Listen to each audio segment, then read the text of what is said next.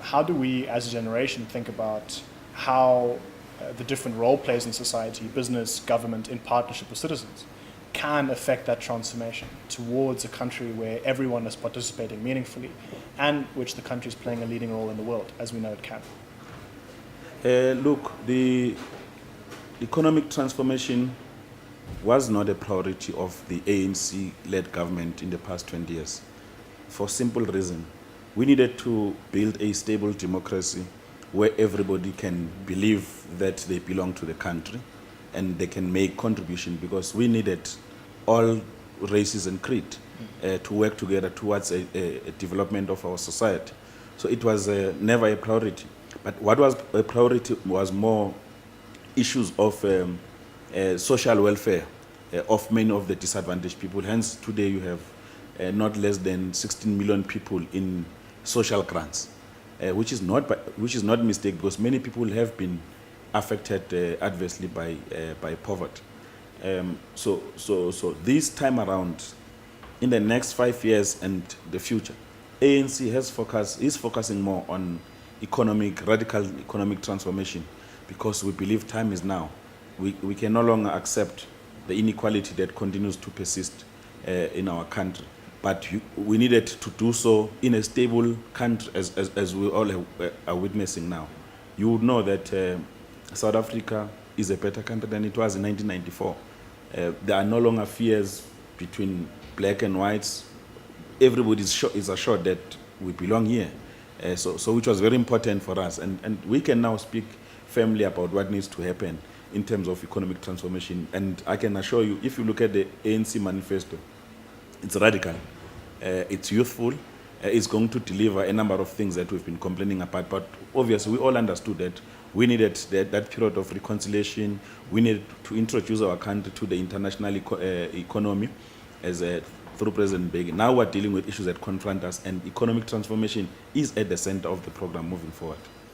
The ANC Youth League is historically a leading youth voice in the country, and still is to a large extent.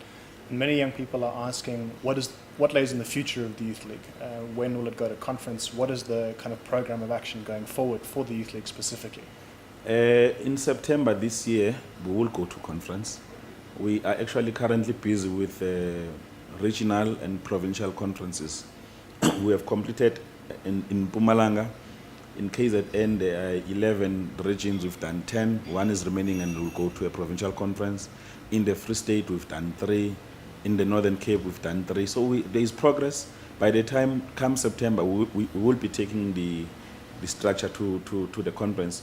But what is more worrying to us is that the ANC Youth League is in huge debt, which we need to sort out.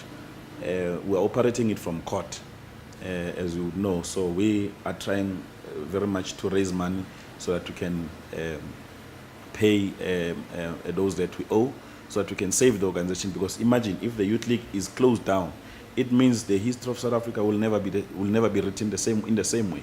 You know, the ANC Youth League is the same ANC Youth League that produced Nelson Mandela, who went on to become the president of the ANC, but also of the first democratic South Africa. So you can imagine all the presidents of the ANC over time have come from the Youth League.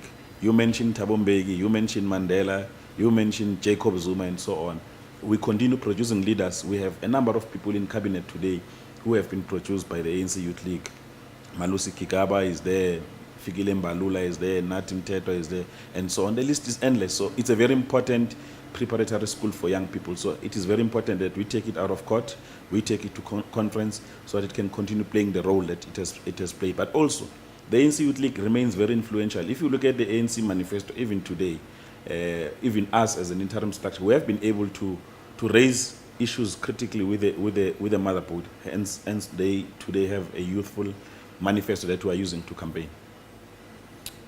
A lot of young people are, and before I hand over to you to give a final message, are extremely worried about corruption and how corruption in the state and in at various levels of the state, and not necessarily belonging to any particular party, but just corruption as a phenomenon. What is your particular view on this, and how do you think the ANC Youth League pre- and post-conference is playing a role in helping to stem the tide of corruption so that everyone can live in the type of society that you envision? Well, it's very unfortunate that we have some level of corruption in the country. You will know that the ANC government is anti-corruption. It has established a number of corruption-fighting agencies like the Public Protector. It was never there before. Special Investigation Unit, the Hawks, and so on. You name them. We have created a framework to deal with issues of corruption. There is a number of successful cases of prosecution. However, the problem in the main of corruption is individuals who have no ethics, and we're worried about that kind of society. And we think that over time, the ANC Youth League must play a major role in conscientizing society about the effect of corruption. If you look at what happened in Limpopo as an example, because of corruption, the state collapsed. It was collapsing in that province. They couldn't provide medical care. They couldn't cope with issues of education. It was affecting us as young people. So we remain very worried about issues of corruption. And we think that corruption must be fought at all angles. We're happy with the ANC stance to say even the leaders of the ANC who are found to be corrupt must be removed. That's a position that we share, and we'll vigorously campaign for that. Everyone found guilty by the court of law must